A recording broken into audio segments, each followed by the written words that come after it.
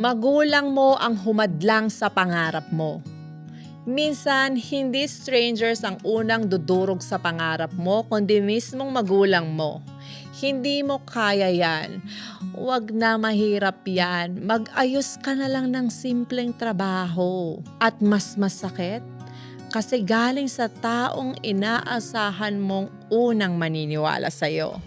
Habang yung ibang tao sinasabing, go lang, kaya mo yan. Sila naman parang sila pa yung naglalagay ng pader sa harap mo at minsan napapaisip ka, bakit parang sila pa yung humihila sa akin pababa. Pero hindi mo rin sila masisisi agad kasi minsan hindi nila binabagsak ang pangarap mo. Prinoprotektahan ka lang nila sa takot nila.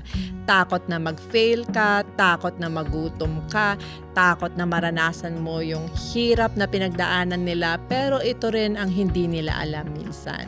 Yung ingat lang nila, naging hindi na ako susubok. At doon nagkakaroon ng conflict between love and limitation.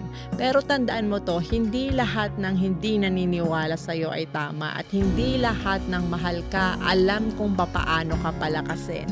Pwede mong mahalin ang magulang mo pero hindi mo kailangang sundin lahat ng takot nila.